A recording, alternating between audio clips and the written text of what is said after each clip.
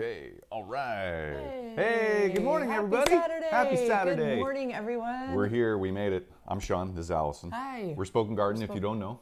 That's right, and we're here to help you become a better gardener. Yep. And today we're talking about, should you cut back your perennials this fall or not? Yeah, we're gonna go through some scenarios of maybe you want to, maybe you don't want to, when should you, when shouldn't you, and it's gonna be awesome. Because, I mean, you don't, some perennials you don't have to cut back, and there's a lot of talk around, the last few years. It's like, leave everything where it is, leave it alone, leave it for habitat. Yep. And leave it for pollinators, leave it for the critters out there that might be in your garden, because you want them to come back to have a healthy ecosystem. Right. So you want to support that and give them spaces to have that habitat and overwinter. And we absolutely believe in that, by the way.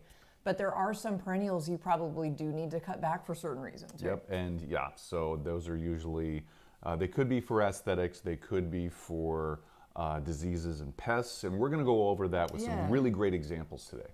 So we're so excited to be here with you guys. We're really excited you're here as well, and we've got a lot to talk about. Yeah, and we're excited to be here too, because we weren't here last week, and we're sorry. That we was apologize. my bad. Well, it's just, we get run down, life comes at you over and above everything we're doing here, and you got to take a step back and pause and take care of things. I know. So sorry we weren't here with you, but we made it today. We're here. Yep. I know, and you guys are here, and so far, let's see, we've got some people chime in the chat, and we want to say hi to, let's see, Jennifer T. Hey, Jennifer T. Good morning, Jennifer. Good morning. I should probably put that down. It's okay. Sharon LaFay, good morning, Sharon. Hey, morning, Sharon. Stromy53 is here. Morning, Stromy. Stromy, you mentioned great topic, and we hope that you thought that you guys would think this, because we're excited to hear your thoughts. We put a couple polls out this week on our YouTube, like our community posts. So if you're a subscriber and a member of our community, you'll see those, pop up in your YouTube feed. So we're going to talk about those in just a minute and give you some of those results, because that was really fun to hear. See what everybody's thinking right now about fall and cutting back. Yeah, we're really excited about it. And so, and just because we're going to talk to you about some of the plants and examples that we have, doesn't mean you can't apply what we're going to talk about today to the plants that you have in your garden that could be, very different from what we have in our garden. Like, you might not have Shasta Daisies to be able to grow them in your garden, or you might not be able to grow just a couple other things like hostas. Maybe it's a little too cold where you live. And so, but these are still, everything we're going to talk about today, you can apply to your own garden, and you might just have to do a little bit of homework for each specific plant. But still, going to be great stuff. Good point. Yeah, so we're here. How was your week overall? Overall, it's a good week. Good, I guess. Yeah, overall good. I mean, it's hard to judge sometimes and compare it to. I guess I don't want to compare it to anything else, other weeks in the past. But it was good. Yeah. What about you? I'm trying to think in the yard. Like what? We still have a lot of things on our list to do. Oh yeah. But overall, we're starting to get out and kind of. Well, we cleaned up our greenhouse. We're really excited and thankful that we got that. And we made a video about that earlier this week that was released earlier this week. So it was really fun, and to show you guys what we do, and then to help maybe give you ideas about how to clean your growing areas. Yeah, definitely. We're still kind of like slowly, we need to get our heating mat set up and all of that for inside the greenhouse. We've got this nice heating mat that we got on Amazon, and we have a video coming up about that too. I'll show you how we're going to do that. But how was your guys' week? I know. Let us know in the chat. We'd love to know how your week was overall, and gardening too. Well, I'm kind of wondering, like, how is your fall task list coming along? Like, are you getting the things done that you want to get done? Or are you kind of getting backed up because we all get so busy? Like for us, we've got some planting to do. We have bulb planting still. Oh yeah. We still have bulbs coming in the mail, actually. So we just got some new plants in the mail too from, was it Proven Winners? Proven Winners, Color Choice Shrubs. We got some beautiful new hydrangeas. Stuff, so it never ends around here, and we're sure it's the same in your garden too. It's just, okay, got this done, now what? Got this done, next thing up. Got this done, okay, where are we at? So, that's what makes it fun, right? It is, it's what makes gardening a lot of fun. You can always go outside and find something to do. Or even inside, if you're more of an inside gardener. But okay, so what do we got going on? Let's see, should we talk about one of the polls we have? Oh, yeah. So this past Wednesday, we put out a poll to everybody, again, in the community. Are you planning to cut back perennials this fall? I know, what a great question. Yeah, it's fun to see what everybody, fun. They were really good. Let me find it, I took a picture of it. So, okay, there were quite a few votes on this. So we had 48% of everybody who voted said definitely cutting back perennials. Almost 50%. So definitely, like Yep. no question there. 23% said no, and 29% said not sure yet. Yeah. Make sure this is. So that's interesting, right? So maybe they don't know if things need to be cut back yet, or they're just maybe don't know if they'll have time to get to it. Yeah, or they're worried about the aesthetic and the tidiness of their garden, so they want to cut it back. Both of us were trained that way to garden in such a way where everything's kept tidy, everything looks nice almost all the time. That's part of being a gardener, and especially in decades past, a lot of people weren't worried about pollinators and critters and beneficial insects and all these different things that really do help for a very healthy garden and ecosystem around your house and in your neighborhood. But over and above all that, we do still want to make it look nice. That's kind of why we do what we do, because we want to enjoy that beauty. We want to help things grow and nurture them. So part of that is keeping things tidy too, because you don't want to contribute to pests. You don't want to contribute to diseases, and keeping it tidy, keeping your garden tidy does take care of that. Okay, so we're going to pause for just a sec here because it looks like we're having a little bit of a tech difficulty here. Let me. So hopefully you guys can hear us. Sorry if we're kind of on pause there on your screen. Yeah, I don't know what happened. So we are going to see what we can do about that. Yeah. So we'll say good morning. Sherry Osborne's here. Hey, good morning, Sherry. Good morning, Sherry. Sherry said she's home and she's really glad to be here. We're glad you're here too, Sherry. Yeah. Really glad. She's heading out for a show on Catalina Island. Oh, that sounds amazing. That sounds like so much fun. That's a place we really want to go to. That is totally on our bucket list. Yep. Definitely gonna go there someday. Yeah. So. And guys, it wouldn't be alive for us if we didn't have a couple technical difficulties, right? So I just reloaded my page on my computer. It looks like we're doing good here now. So hopefully there wasn't any lag, or you didn't. The picture didn't go out for you, so it could be just something on our end with our tech and not your tech, hopefully. I know. So Happy Saturday. Yeah, it's just, if it's not one thing, it's another. I know. So it's all good though. Well, good. Okay, let's move forward here. So if you're new to our show, thank you for joining us and being here. If you're watching this in the replay, we always like to try to get questions that we've received from you guys over the week on our YouTube channel. And I was going to say I hate that we always say we're so behind on getting back to everybody, but we get busy, and we're sorry that we haven't been able to answer every question. We are. We want to talk to each and every one of you and respond to you because you've taken the time to, one, watch our videos, and two, comment or ask us a question because you might need help with something, and we want to get to each one and get back to you. So we're really trying. We really are. I know. We're definitely. So, okay. So first question comes from actually our recent greenhouse cleanup video, which was like earlier this week. So I believe the Tasman B26 handle. It's a handle. Not sure if I read that right. Sorry. But the question was, is the greenhouse homemade? If so, do you have a video on it? So love the question. Thank you. Definitely homemade. Definitely homemade. Definitely homemade. We did not buy this prefab or with any instructions or anything. We made it from the ground up. It came from some of the design stuff from the old designs of when my family had a rhododendron farm south of us here in Olympia, Washington.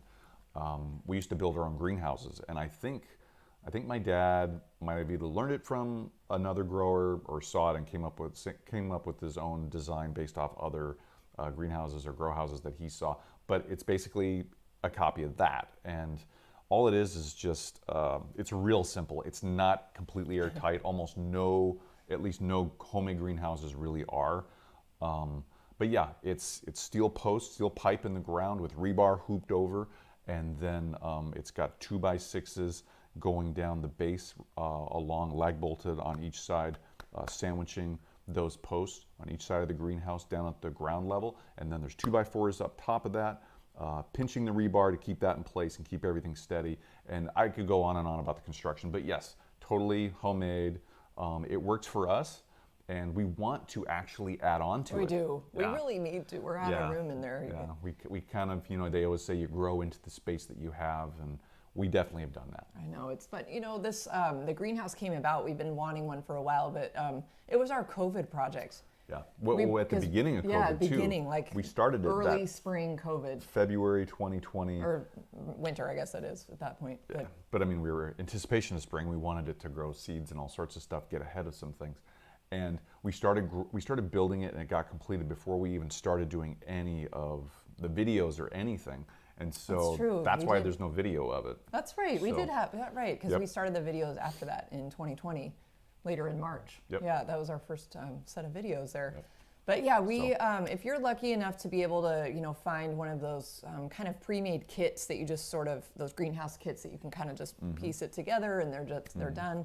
Good for you. I mean, they're so fun to have. And they're useful. They're so useful. They're so we useful. love that we just build ours from the ground up. It's kind of fun. put together and it looks great and it's so useful. We sometimes go out and spend time in there in the winter. It's warm enough to just kind of hang out there. Just be outside. You can get out of the house. You're out in the yard, but you're in your greenhouse. know. A lot of people might not be able to buy the kits, might not be able to buy. We weren't able to buy the kit. The kits, they are. And we were able to purchase, actual wood, new wood to go do that. But even if you have scrap wood around, if you think you have enough wood to throw something together and build something that you can actually use, do it. It's so much fun, and then you'll get so much more use out of it for the benefit of you and your garden. So really we would encourage you to do that. I know, it extends your space. So even if it's tiny.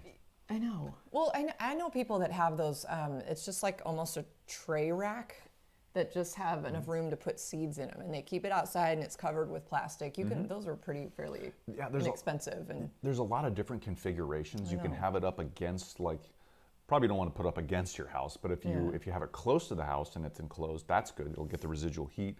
Some people build them up next to or onto their sheds, and it's just a one-sided deal. That's cool. It's just like three sides that you build out. And like Allison said, you have shelves or trays, racks. Yeah, just for it's seed so starting. fun. You can even put them in the ground or just above the ground, and it's like a raised bed with a lid that comes at an angle. So here's the back of it and here's the front of it, and the lid will just open up like this, and so you can get into it, plant, put your seedlings in there or whatever, or grow complete. Yeah, and then you can put it back down. And some people would call that a type of cold frame, because there's no heat Those to are it. cute. But you put like plexiglass or fiberglass over it, or even plastic. You frame it out, throw plastic sheeting over it, and you got a little mini greenhouse basically. It's fun. Oh, that's really cute. Or grow house. Sorry. So I like your idea. Well, we've been again talking about just gathering some more wood and extending our greenhouse. So I think that would be a great option or great video idea. Oh yeah, totally, be awesome. There might be some other people that want to see how it was made and see if they can make their own. Yeah, and if when we do add on to it, we'll definitely film it and show you guys because it's fun. Just got to work out some logistics of when are we going to do it? I know. How are we going to attach and add on to the one we already have? And so just some minor details. Add it to the project list that's growing and growing every day. Okay, moving on, you guys. So we had a question about elephant ears. You might have noticed these. I don't know if you can see those, but Lau Medrano, any update on your elephant ears, they ask, on our How to Plant Elephant Ear Bulbs video. Here's an update. I know, there's a little. Now, yeah, these are super tiny, but they did grow. We were super happy about that. So beautiful. We started most of them, actually all of them are in some type of container. Excuse me. All of them are in some type of container, whether they're in these pots or they're in planters or they're in like a big concrete planter that Allison's dad made. So, that's right. Yeah, so, but yeah, they're all in some type of container. So, but we're happy to see all of them. It didn't get huge and ginormous, and we kind of didn't expect that in these kind anyway, because they're in a confined space, and so they're not going to get too big. Yeah, they don't have a ton of room. I don't know if you covered this yet, but we knew that we weren't ready to put them in the ground yet, right? Yeah, and I haven't said that yet. So go ahead, baby. Oh, good. Oh, well, I was just going to, well, I can just add to that and say we were going to plant these in our terrace up on our backside of our backyard. We weren't able to complete the other side of the terrace this year so far. We will, but right now it's on pause. I know.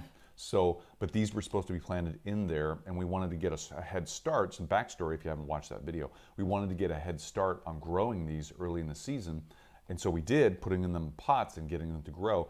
But as the summer progressed, the spring and summer progressed, we were only able to get to so far the one side of the terrace, not the other side, and the other side is where these bad boys are supposed to go. So they're in the pots, they've grown, they're going to start dying back here pretty soon with our cold temps, and then we're going to store them. We plan on storing them in our garage. We're going to take all the dirt off of them and clean them off and get them inside. We could, for over the winter, we could leave them in the pots and have them over winter just in the pots and in this, potting soil and stuff, because they are hardy in our area. We're in zone 8B, if you didn't know. And so they are hardy here, but being in a raised container, being in an exposed container to the cold, they have, like, if you think of this, there's nothing around this pot to insulate those roots in that bulb underneath here. So there's not a lot to protect it from the cold temperatures that we get here. And we do get freezing and below freezing temperatures on a regular basis during our winters. So that cold will penetrate over many, many days. The cold will penetrate into the soil and to the bulb, and it could damage them. So for that reason, we're going to take them out of the pots. We're going to clean all the dirt off of them. We're going to let them dry out as best we can. Then we're going to store them in our garage, and then we'll bring them out later this coming spring to then grow again and start their life cycle again and bring up these beautiful leaves. And a lot of people bring them inside if they have the space, right? You can keep growing these maybe indoors. Totally, yeah. They make a great indoor plant. Now, I wanted to say too, I just told you about what we're planning on doing because they're in these exposed, the pots are exposed to the outside elements. If you have these in the ground and out in your garden somewhere and they're hardy to your area, you can leave them in the ground. You should be fine. And maybe they're on the cusp of being hardy or not. Put some mulch over the top. Put a layer of mulch, two or so inches, insulate the ground and the top of the plant so it has that protection. Make sure though that in the spring when you put the mulch on top, make sure in the spring remove it, get it away from the top of the plant so it can then get the benefit of being exposed to the warm temperatures and that soil heating up faster. So anyway, just a couple things there. But yeah, we're super happy with these. I know, I love them. I cannot wait to get these in the ground. Those and the caladiums, we're going to treat those the same way. And I think you might have just mentioned we're going to have some videos coming up on that soon because we need to do that. We got to get those ready for winter. So great questions, though. I know, that's super love fun. These. Okay, yeah. I love this account name. Tulipomania Experience asks on how to collect cosmos seeds video. This was from last year. When I pick my cosmos seeds, I'm assuming, when I pick my cosmos, the colors were totally different. Do you know how to pick the ones that that are the variety you want? And it's a great question because from what I'm gathering from this, if I'm understanding this right, this person had cosmos, beautiful cosmos plants, and they planted them because they wanted to have like probably the picture or somebody gave them to them and they said, this is what it should be, this like is what to color. expect. Yeah. And for whatever reason, those cosmos popped up out of the ground and they were different from what this person wanted them to be for their color. And now, if I'm understanding this correctly, they want to know if they didn't get that color, how can they still collect the seeds for the color that they want? And it's interesting because this gets into breeding, it gets, the plant breeding, it gets into breeding for specific traits of plants. And you can breed for all different kinds of traits of plants, the leaf size or color or texture or the form of the plant, the height of the plant, the width of the plant. But in this case, it's the flower and it's the specific type of flower that they wanted and they're not seeing it. So what I would suggest is that you still pick those seeds from those cosmos flowers that are now ready to be harvested, because even though you didn't see the flower color, the flower that you wanted, genetically, there's still a really good chance that some of the seeds will actually produce that flower trait that you wanted to see, even though you didn't see it in that specific flower. Genetics is very funny, and it kind of goes back to how the plant was bred up to that point until you planted those seeds, and then you got the flower that you got because of a bunch of different factors that influenced how that flower came out. But genetics-wise, there's always a percentage genetics-wise of a certain flower trait or plant trait that you're looking for that will be in those seeds that you collect. It's basically, if you think of a grid, you can think of recessive genes and dominant genes and all these different things. But you basically put it out in a grid for what you want, and you can statistically, having all the information you want, figure out what the percentage is going to be for that trait that you want, and then you plan for that, and then you just take all the seeds, plant them all, and then see what happens.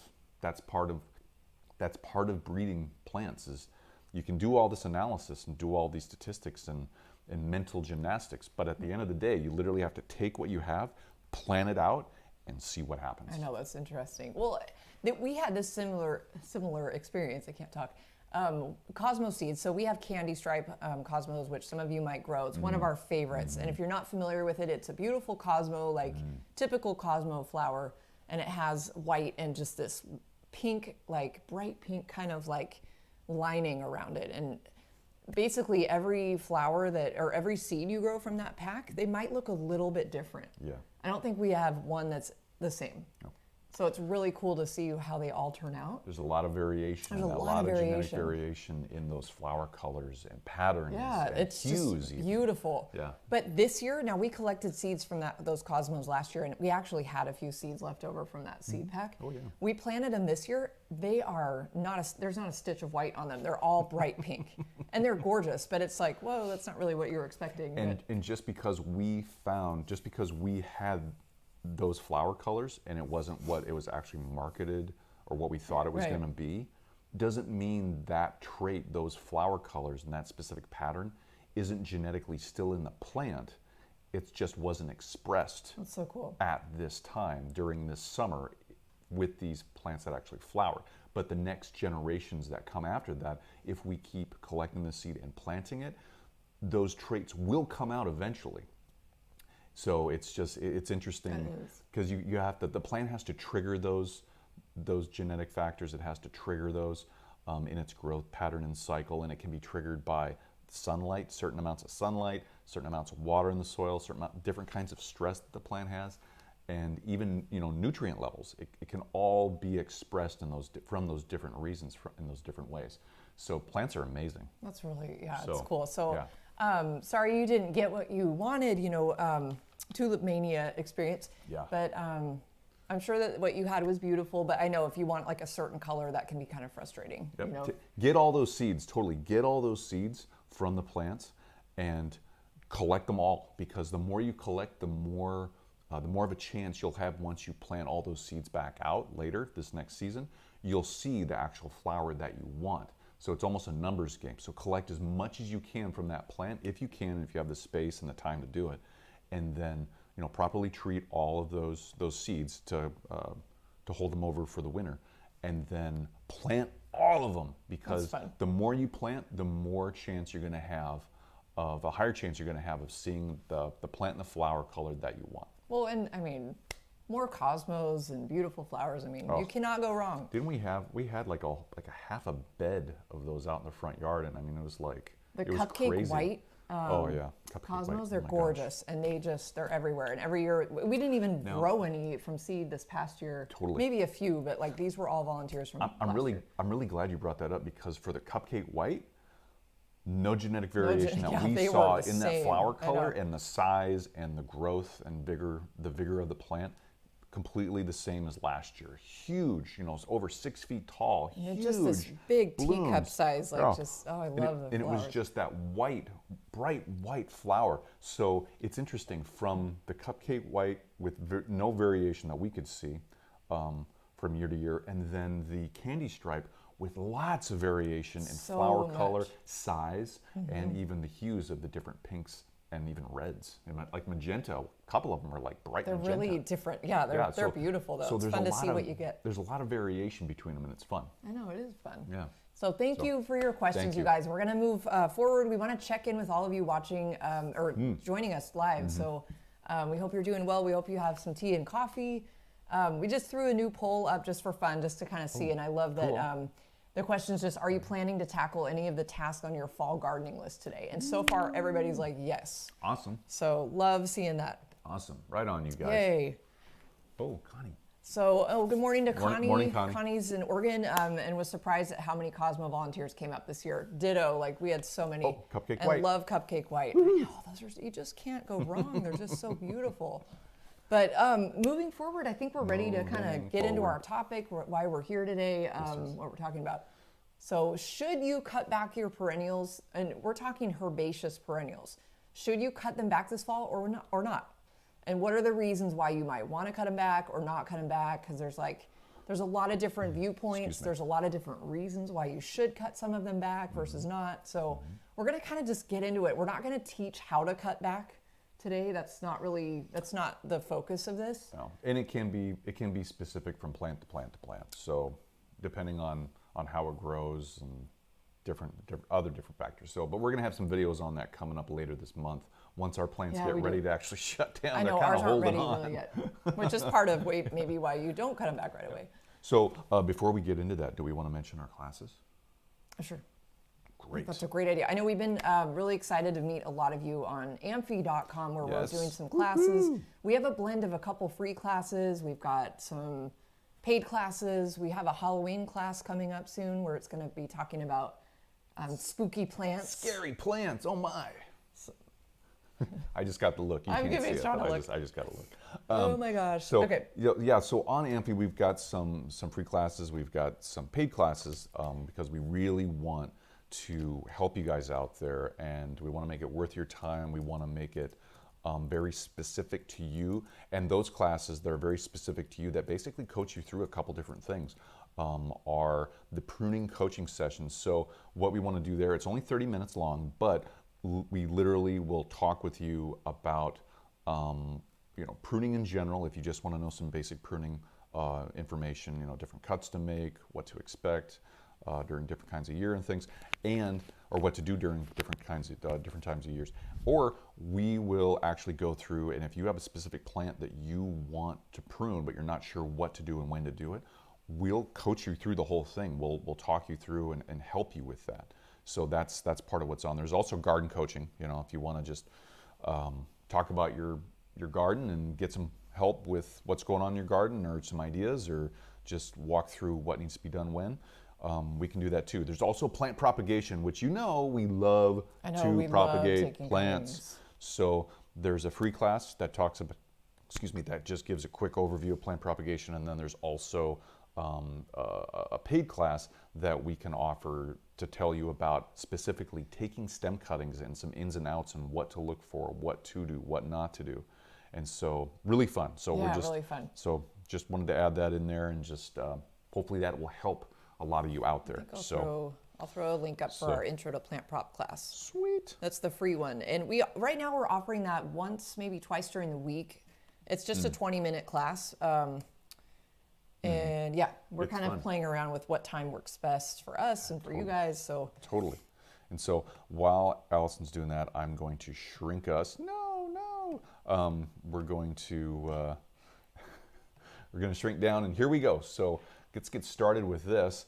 To cut back or not to cut back your herbaceous perennials? That is the question, right? There's a lot of us that think about this and we think, should I cut it back? Should I not cut it back?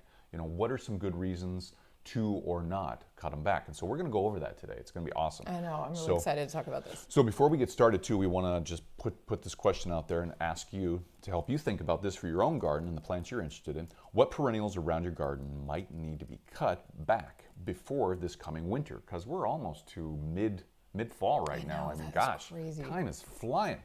So just go ahead and think about real quick some of your perennials, your herbaceous perennials, and we're going to talk about what that is here in a minute, that you think you might or might not want to cut back and why. So, and make sure to drop your answers either in the comments, or in the chat area right now if you're watching this live, and then if you're watching us on the replay, comment down below and let us know what you're thinking about cutting back and why. Yeah, maybe you're not sure. Like some people on the poll were like, I don't know, I'm not sure if I'm going to cut back. And again, it's like, maybe people aren't quite sure what needs to be cut back, because that is a whole skill in itself, right? It is. It can be, yeah. And maybe not cutting back too much of one plant, or you don't want to hurt a plant, or you've never done this before, you're new to this. Yeah, totally. And that's why we want to put this out here, because even if whether you've been gardening for a long time or you've you just started gardening like in the last year, this is really good information to know and to help think through what are you going to do and why you want to do it. Because just because you might want to do it might not be a good reason to actually do it. I know. So it's just, there's kind of a lot of little nuances to this question. So we're going to get into our first slide here. Here we go. So cool. Yeah, so our goals for today's topic are just to help you understand the reasons why you might want to cut back or not cut back. So again, we're not getting into like the how-to of like cutting back. We're talking about like should you or shouldn't you, and what to consider and like the reasons that you might want to think about. Not all perennials need to be cut back this fall specifically, and because you might want to just wait till spring, which is what we do for a lot of our plants. We wait until the spring to kind of do a cutback before that first flush of growth. And we're going to tell you why we do that in a minute. So, but yeah, and you can see here on the screen, just below us talking here, there's a beautiful plant down here. This is a hosta. That's a type of hosta plant right there. And some people out there might know this, some people might not, but it's also called commonly the plantain lily.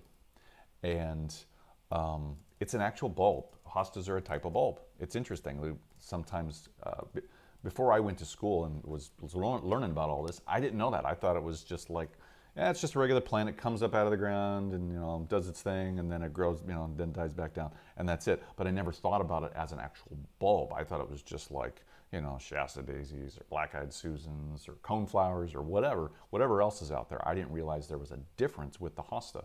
So it's fun to think about. It is. I love hostas. So, all right. So what is an actual herbaceous perennial? You might be asking yourself, well, perennial is a perennial, right? Well, no. There's always exceptions. There's always the caveats, right? Gardening is full of caveats. So a herbaceous perennial, I'll read this to you. A plant that either completely or partially dies back down to the ground, including its leaves, stems, and flowers, but its roots remain intact underneath the ground. And of course, we don't see that because all we see is above ground. But the roots are still underneath there, and the plant is still substantial, it's still alive. It's just what we see above the ground has died back down. And this is how these plants have actually evolved to this point in time. And it might have been natural. There's definitely a natural evolution part of it, but there's also the human interaction and part of that evolution where we've cultivated these plants over many years, and they've evolved because of that too. So it's interesting to think about our influence on these plants' evolution. That is cool. And for selection, for certain traits, and where they grow, how they've adapted to certain areas where they weren't able to grow before because of their natural evolution. It's so cool and fun to think about. Nerd now. Oh, sorry. Okay. So the plant definitely overwinters, and we don't see that because it's below the ground that we see that it's still overwintering. But then completely regrows the following spring and becomes itself again.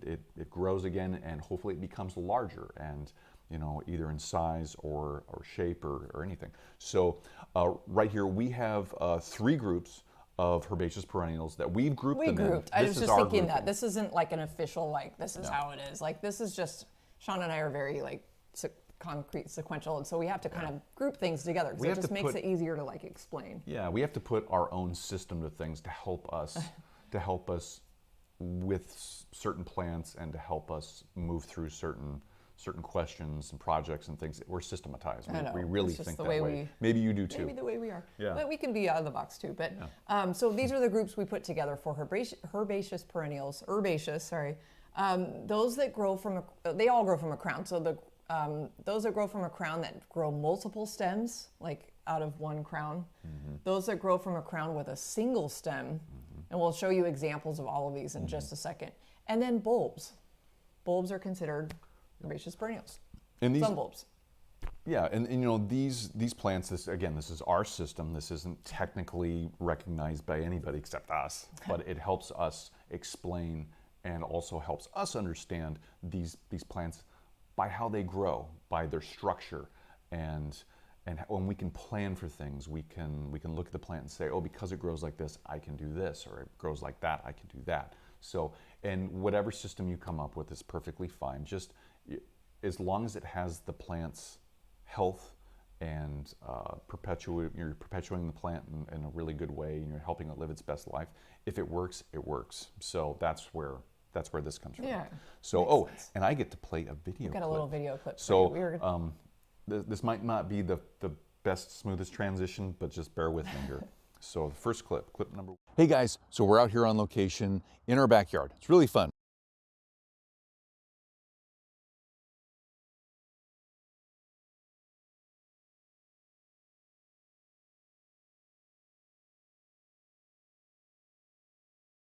Hey guys, so we're out here on location in our backyard. It's really fun, right? So we wanted to show you the 3 different kinds of herbaceous perennials, how they grow. So the first one we wanted to show you is a herbaceous perennial that grows from a crown. And a really good example of that is a sedum, an autumn joy. Now here's one right here, and you can see, if you look down in here, you can see all these different stems coming up out of the ground in different points.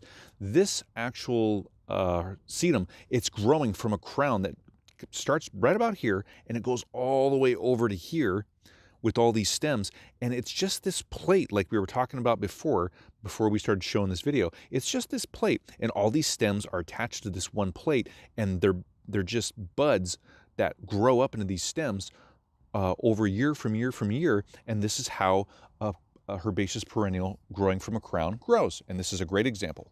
So the next herbaceous perennial we wanted to show you and how it grows is the single-stemmed herbaceous perennial, and a great example of that is a geranium plant, these pelargoniums. These are beautiful. You can see, as an example, it grows from a single stem. All of these are actually. And these are all different plants in here that we've grouped all together, so don't let that fool you. This is really old wood, you can see that, but just how woody it looks. And then you come up the stem, and there's more of the herbaceous piece. There's more of the softer green colored wood. And as you keep going up these stems, you can see it turns a lighter green and a lighter green and a lighter green until you get to the very tip. And this is how these plants grow. Now the third type of herbaceous perennial we wanted to show you is a bulb. And you can see here, these are glads. Now you might think, wait a minute, isn't a bulb a single-stemmed herbaceous perennial? And technically, yeah, it is, but it doesn't grow from a crown. It doesn't grow with a root system and then one stem coming up out of it. It grows from a bulb. It grows from a storage structure underneath the ground that is completely different from like a root structure and then a crown of a plant. And here are our glads right here, and you can see they're coming up out of the ground, and they do have that single stem, but that storage structure down below makes them a lot different than a single stem plant. So we wanted to show you an example of that. All right, guys, Okay, we're back. Yep, so that was fun. So we want to, the reason we actually filmed that, well, it's fun for us to be able to show you what we're talking about, but we were trying to get out in our garden, like we wanted to do an on-location spot where we could just be like, we're live, but we can like go outside, but we wouldn't, yeah.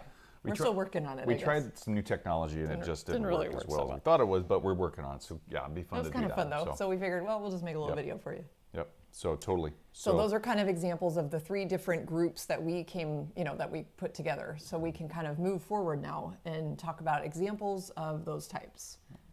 So, all right. So great, so here's some herbaceous perennials.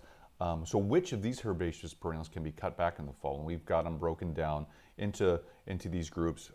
So there's crown growing examples, and again, that's either the single stemmed or the multi-stemmed, multi-buds growing over that crown like we explained in the video.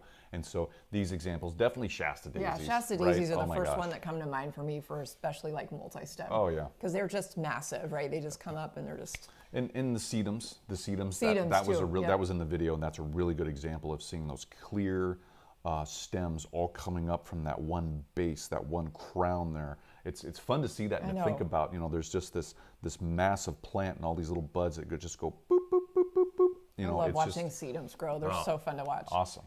Yeah, campanula, daylilies, these are all herbaceous perennials, coneflowers, pelargoniums. Yep. Oh yeah. Around here. Yeah. Black-eyed Susans, peonies. I mean, gosh, it's just that there's a lot more. There's so many more. This list is by no means all of the plants that grow this way. So just keep that in mind too. This was just us kind of looking around our yard, going, oh, we have that, we have that, we have that. So. Yep. Totally. So all of these could be cut back, like we said so far. Yep. And so then down below that we have the summer flowering bulbs like glads, hostas, dahlias, crocosmia. There's so many more. So many. My gosh. I know. Yeah. So, but yeah, so it's just fun to see those examples and to know that they can be cut back down. and then they'll regrow. So like you could go out in your garden and cut every single one of these plants down right now if you want to. But there's a lot of philosophy, or I don't know if we can call it philosophy, but there's been a lot of talk in the last few years about not cutting back perennials and why that's a good beneficial thing to do for your habitat and the wildlife and pollinators and insects around your yard. Even for the plants themselves too. So here's our list up here, reasons to cut back or not cut back. And for the plant's health overall, it's funny to think about, but again, the plants evolved in a certain way to get to this point and they die back down to the ground. But think about this, the top portion dies and it goes back into itself down to the ground. It's dormant and then it'll come back up. That top portion, it actually adds a layer of insulation and protection to the plant below it. At some level, it's not complete protection. But it does add a little level of insulation and almost like its own kind of mulch. It kind of produces like this top layer that can protect the top of the plant, and that's pretty cool to think about. That is cool. Yeah. It's evolved to basically, it takes care of itself. If we weren't around to take care of these, well, a lot of these plants we probably wouldn't have because they don't grow naturally here, right? Yeah. But a lot of plants, they've evolved, they take care of themselves. You don't really have to do anything to them. So for cutting these back, yes, you might want to cut back the plant for its health though. And the reason you might want to cut the plant back for its health, let's say it's hostas. So hostas are beautiful plants. Even when they die back down on the ground, they still have that natural layer of mulch over the top of them. They can anyway, to help insulate them. But when you leave those leaves, when you leave those, it can actually be a great place to harbor slugs, snails, and earwigs. And so if you leave those there, they'll overwinter there. They will like nest, and then the next spring, you might go and you might clean them up and whatnot, but if slugs are a problem in your area and you leave hosta leaves there, they'll overwinter under there, and then they will explode the next spring all over your garden. They will just take over, they'll eat anything they can, and they're gonna try out other things too, and you're gonna have slime trails everywhere. So for that reason, for hostas, you should cut them back in the fall once they've died all the way down to the ground, so they can't harbor the slugs and the earwigs. I know, and it's hard because this was a poll that we put out yesterday actually, and we asked, can you cut back hostas in the fall? And we said we'd tell you the answer today. And the poll was, the answer is yes, you can definitely cut them back. And everybody that answered that, a lot of you, almost everybody said yes on that one. But you can also wait till spring, because you can. Yeah, sure. A lot of people do. If slugs aren't a problem. In your garden or in your area, you should definitely leave them. It's great. But then hostas can also get powdery mildew, right? I think so. I don't think we've had that in our garden. We haven't seen it in our yard. I'm not 100% maybe I'm guessing on that. I'm not 100% on because we do have it on a lot of our other plants. Yeah, we do. But for that reason, it's been one of those years. It has been. But again, so Alison brought up powdery mildew. Cut back your plants if you see powdery mildew, because you don't want it to perpetuate and stay there on those leaves and on those plants to then pop back up even in the springtime, when the conditions are right for it to actually start producing spores and it starts growing. So if you see like powdery mildew or other diseases, or you want to prevent those diseases from perpetuating, definitely cut your perennials back. I know, that's a good preventative. Also, cut back your perennials, this list of herbaceous perennials or any of the other ones that you have that we didn't list. A lot of people, and this goes back to how we were raised, a lot of people want that tidiness. They want that cleanliness. They want to just cut everything back. The season's over. We're done. Get rid of all of it. And so that's a choice, right? Yeah, it is. And it's an aesthetic choice. You want, like for us, we have hostas, we have black-eyed Susans, a couple other perennials in our front yard, the Shasta daisies, and it's in the front of our yard. You can see it from the street.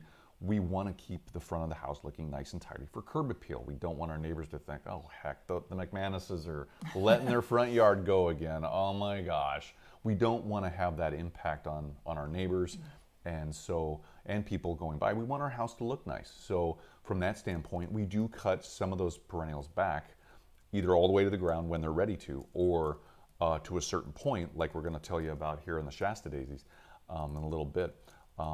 Because we want it to look nice. So, you might want to do the same thing. So, and that's perfectly fine. It's okay.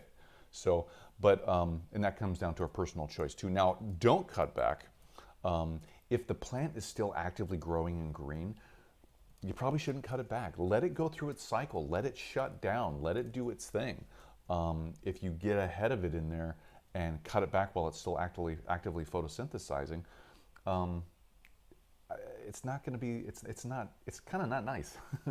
And plus, the plant is still photosynthesizing because even though it's done flowering, it's still photosynthesizing to gain all that energy, that light energy, to bring down and to store over the winter in that crown, you know, in that single stem, its root system, all these things. It wants to store that energy. So you should let it grow and stay green, or you shouldn't cut it back until it's not green anymore, until it's died down to the ground. Then give it a cut.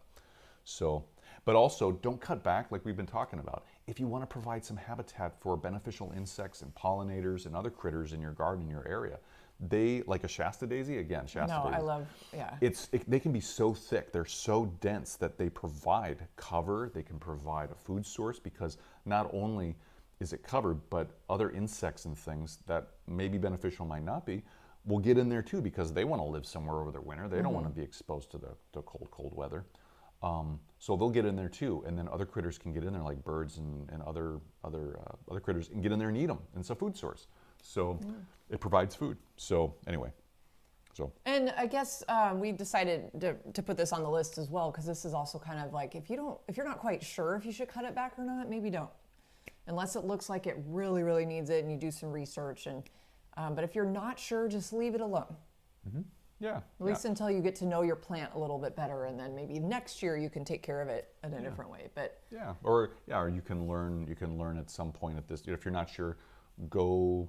You can email us and ask us, and we'll help you if that's what you want. You can also find other resources for your specific plant. There's societies out there for different plants that'll let you know what to do and when to do it and how to do it.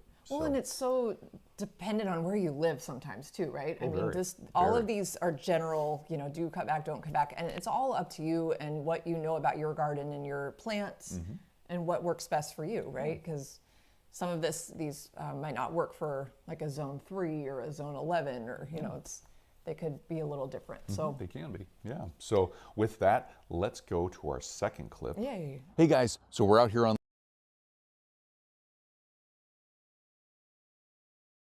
So now we want to show you how to apply what we went over for whether you cut back or not cut back. And we wanted to show you that as an example with our hosta plant here. We're out on location in our front yard.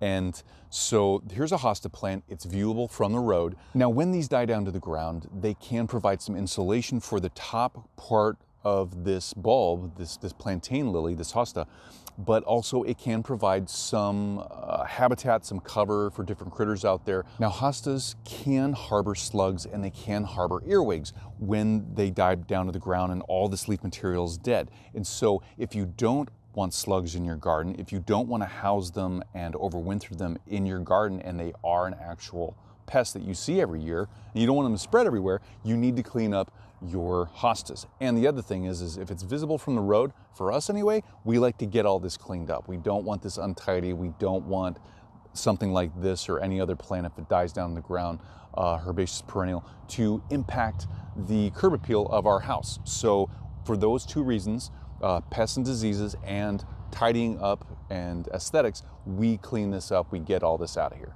Another example of a plant out in our front yard is the Shasta daisy. Now, this is a crown growing plant. You can see it's already starting to die back. The leaves are starting to get kind of gnarly on this, and so we're going to keep our eye on this. And this is a plant that you would potentially cut back if it was a traditional garden, and you would cut it down to the ground, maybe up to about 2 inches or maybe an inch off the ground.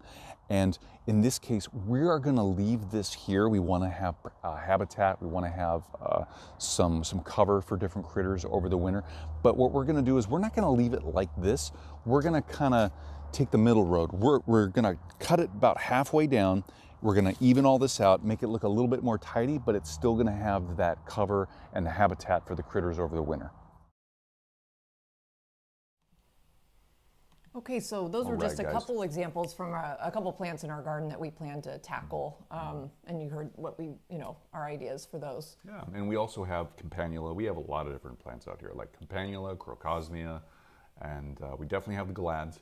So we definitely wait for those to die back down, but we leave a lot of things until the spring, like, we just talked about the Shasta daisies and what we're going to do there, Yeah. but and definitely the hostas, but like the campanula, we pretty much treat that the same way as we treat our Shasta daisies, and we definitely leave some stems and different things up there, so it has that effect for some type of habitat in the front of our yard. Well, and it's so different, and it's so it varies from person to person. Because my mom and I will sit down and have a nice chat about gardening, and she's all about tidying everything, like, you know, and there's nothing wrong with that. It's just that's her style. She wants things to look tidy and cut down, and, you know, have everything just kind of cleaned up and all that. And she just laughs because she's like, I can't understand why you leave all this stuff alone until the spring. It's so messy. And a lot of it, another piece of this, sometimes leaving some of these things alone, is the winter interest. Sometimes that can add some winter interest, as long as they're not ugly and slimy and, you know, yucky by then. But we have a lot of plants that stay green here in our Zone 8B until December practically. So it's not a stretch just to wait a couple more months and then cut things back before spring, right? Yeah. It's not that big of a deal to us. And again, we don't want to. We like that curb appeal. We like seeing the front of our house as nice as it can be, but at the same time, we have our local critters and, you know, all the beneficial insects. We have them in mind too, so we try to balance it out and maybe, like we said, cut the Shasta daisies maybe halfway down, or at least cut them down and make them look a little bit tidier, but still keep the stems and leaves. And so we're kind of getting the best of both worlds. I know, and I like that. And then the hostas, we really need to cut those back because we don't necessarily, I mean, they do look messy and yucky by the end of the season, but they just, slugs. We have a lot of slugs here, so we have to be proactive and preventative with that. So we do cut those back. Yep, and even when we do cut those back, they find some other places to overwinter, so we have to use Sluggo, which is a great product, by the way. So yeah, we wouldn't have half the garden we have right now without Sluggo. I know, we have a lot of problems with that here in the Pacific Northwest. Yep. But yeah, what about you guys though? I know a lot of you have been mentioning some different things you're going to cut back. Like, if I could look back here, I know Connie mentioned she's going to cut back salvia, cherry rudbeckia. Love cherry rudbeckia. Oh my gosh, beautiful. And cannas once they look bad. Totally. Our cannas are bright green still. I know. It's like we had a little bit of a frost, we had a little bit of a cold snap, and now the temperatures jump back up. I mean, today it's almost supposed to be 70 degrees. I know, it's like it's October. What the heck's going on? It's kind of a weird weather pattern right now, but. We have, probably like you, Connie, in Oregon, and a lot of you that have a little bit warmer zones that you live in, a lot of our stuff just doesn't really go brown for a while. I mean, we had, I think if I remember last year, we had a very, you know, all of last year was a weird weather year, this whole year basically. But our gladiolas, we didn't cut those back until almost January, if I remember right. Maybe February. Might have been February, because they were green all winter. They were green through January, which is like, They never browned until like right at the end of winter or mid-end. Yeah. So it's just, it's bizarre. Yeah, you never really know what's going to happen until you just wait it out and see what happens and get to that point. So, but yeah, it's fun to think about. And so, yeah, let us know in the comments if you haven't already what you're going to plan on cutting back. And if you're seeing this on replay, go ahead and leave your comment down below for us. And we'll definitely get back to you. Yeah, so some other feedback here, Mark. Hi, Mark, by the way. Hey, Mark. Mark plans on doing a lot of his cutting back. He does a little bit, he says, but mainly waits till late winter, early spring. And he said that works a lot better for his region. That's cool. That's so good. That's he knows his garden, and he knows that that's what he needs to do. Yeah. So that's cool. That's great. Yeah. Yeah, okay, let's see. I'm sorry if I missed anything else in the chat here. Was there something? Neri has a question. Neri Ailman. Hey, morning, hi, Neri.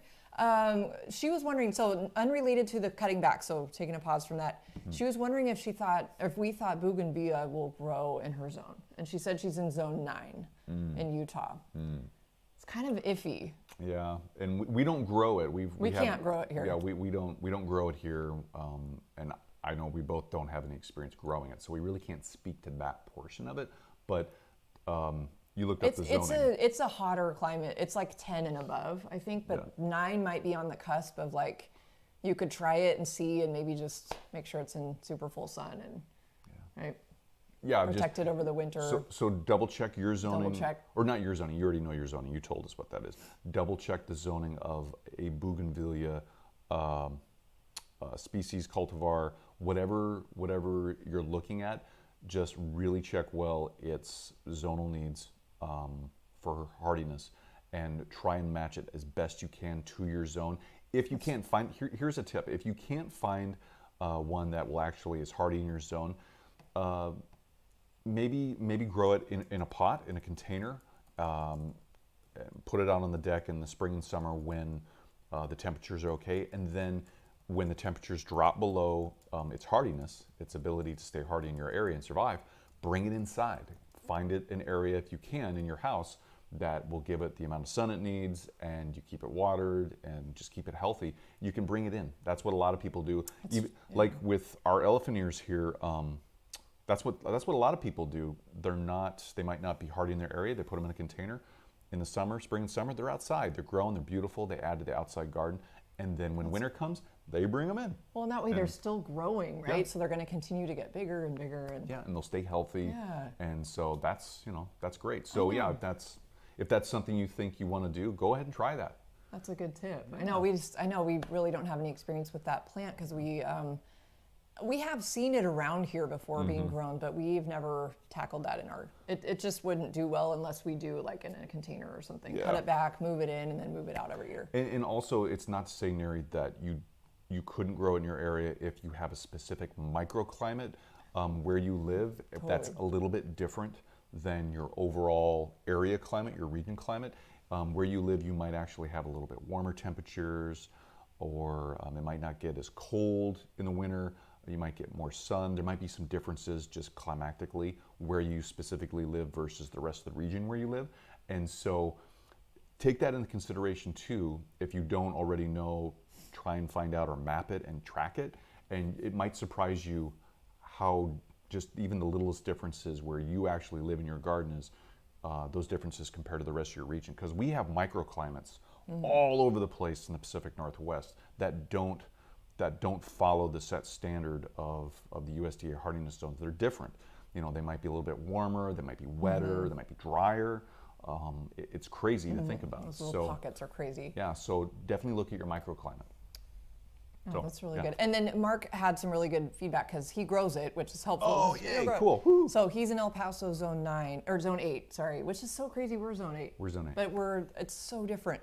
That's amazing, actually, if you think about the hardiness zone and how different. It is from here to like El Paso, Austin, Texas. Like, they're still like totally different plants really thrive in each area. So that's pretty cool. But he grows it, and he says it grows very well in Zone 8, here, where he is, in pots in the garden, etc. He said cold snaps might freeze them, and make them look kind of ugly, but they come back. Oh, they good. Survive. Okay, good. So maybe it's one of those, just try it, Neri, right? Yeah, give it a try. We're see always what happens. proponents of just try it out, see, give it a year or two, see how it goes. Push the limits of your garden. Push the limits. See what you can get away with. We do that a lot. We do that all the time. So it makes it interesting. I know. Sometimes it creates headaches. Sometimes it creates a couple issues or challenges. But yeah, if you don't try, you're never going to know.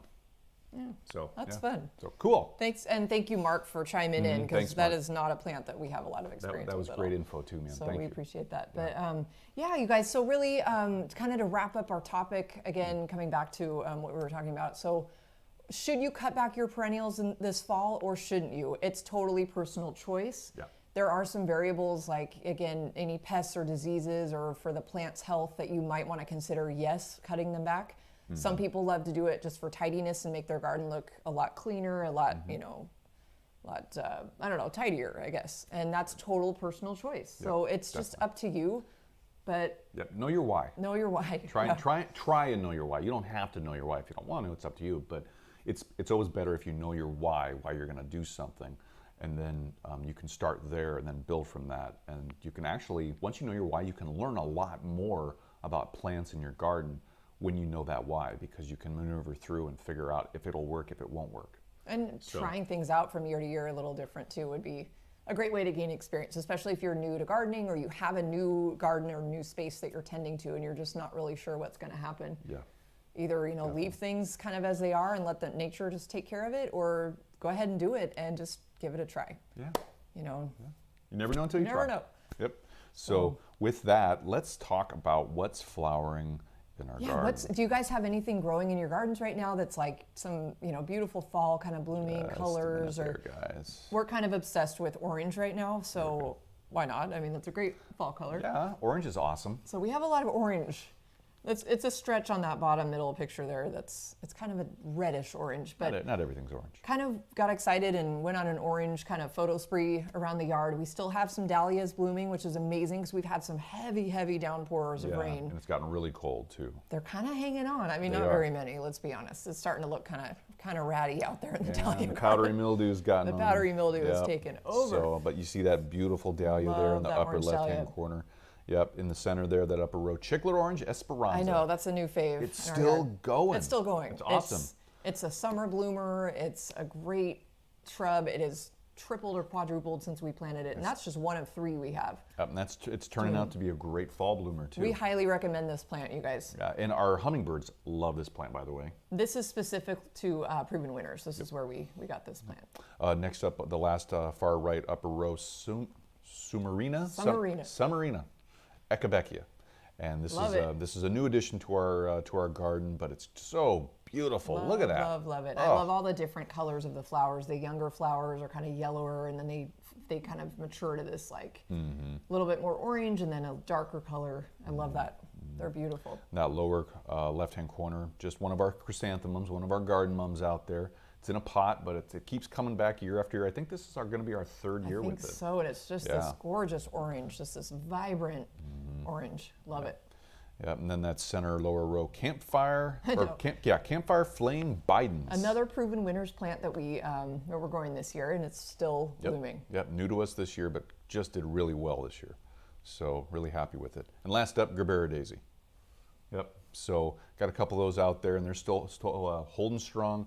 Great summer bloomers so far. So I think this is our 3rd year with I was going to those. say, I think, okay, so we have, and maybe you do in your garden too, we have some plants that are zoned for zone 9 for us. We're zone 8. Yep. So these plants are zoned to 9A or B, whatever it may be. They're coming back year after year in our garden. They're not supposed to. Nope. So we're seeing Gerbera daisies, the Bidens are in zone 9. We have a lot of others not in the picture, obviously. Now, but the Bidens, those are new this year. We haven't had them over a winter That's yet, true. so we're going to see how they do over a winter here. But the Gerbera daisies and the mums too, we place them either up against once they're done growing, we place them up against. We clean them up and we place them up against either in their pots in our greenhouse, or we place them up close to the house, and they get that residual heat.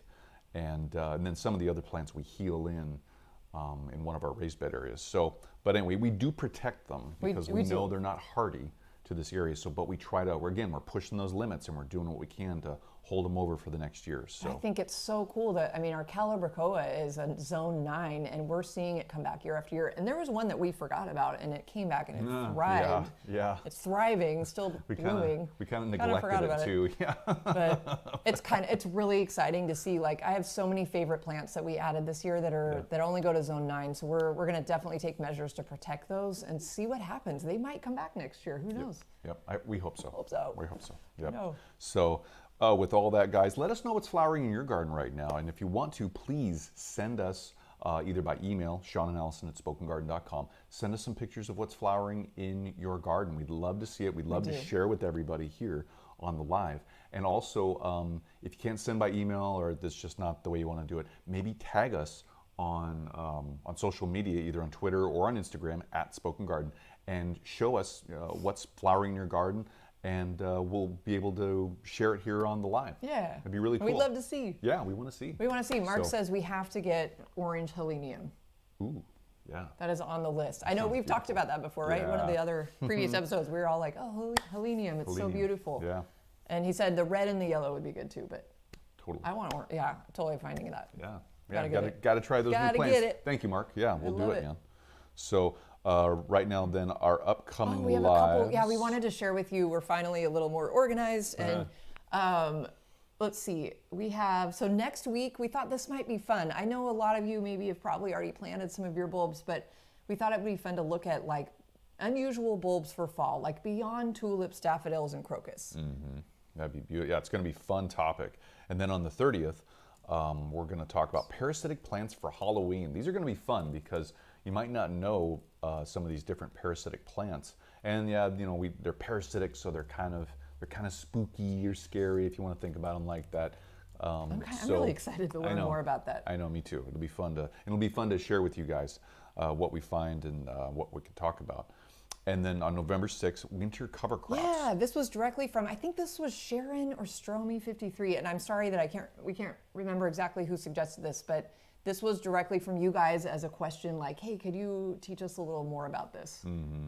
So that'll be fun to learn. Mm-hmm. It'd be, beautiful. Talk about. And then lastly on here on the bottom there, winter foliage plants in zones 4 through 9. Because who doesn't love foliage plants? Yeah, and you know, and these foliage plants, our idea with these is we want to give you plant ideas for plants that'll be green and have lots of foliage over the winter, especially in these zones 4 through 9. You know, there's a lot of plant selections or ideas out there that you can actually use in your gardens, especially if you're in 4 and 9, and you'll have winter interest in your garden. It'll just be beautiful and green, and a lot of us might not have that, or might not think of it like that, or know what those options are. So we wanted to cover that. Yeah. So I'm excited to move forward on all of those. And it's really weird to think that it's like halfway through October already. Oh, November, man, it's crazy. almost November. Yep. This year is flying by. So yeah, we're excited to present those topics to you. And if you have any other ideas of things that you think that you would really like to learn more about, email us anytime. Yeah, let us Sean and know. Allison at spokengarden.com, and maybe share your ideas with us. I know Kim Matlock's given us a lot of fun ideas that she's been thinking of, and I don't think she was able to be here today, but maybe she's watching the replay. So hi, Kim. yeah, hi Kim. And yeah, we just love hearing feedback from you guys. So Totally, yeah. thank you for that. So yeah, guys. So that's pretty much all we have for today. So it's been great showing you and talking to you all about perennials to cut back or maybe not cut back, and hear what you plan on doing in your garden. I know. I love hearing what everybody's and. Just on our way out here, 77% of you are heading out to tackle something on your fall gardening list today. Awesome. And Cool. 23% say no because maybe they're not able to get out. They have too busy of a weekend or something going on. Totally. So But still, though, that's great. that is so fun. Yeah. So good luck to you on your projects. I know Sean and I need to think about what we're going to do. We've got tons to do. But priority list. it's going to be filming videos What's and first priority? some other things. So But yeah, we're gonna do it too, guys. So thanks for being here today. thank you for and being here. taking Definitely. the time. We really appreciate you, and we wanna keep doing this. And so we hope to see you again next week and the weeks coming. Yeah, totally. Until then, be safe out there and keep those comments coming. Okay. Yay. So yeah, bye everybody. We'll see you guys. next Saturday. See you next Saturday. Bye bye.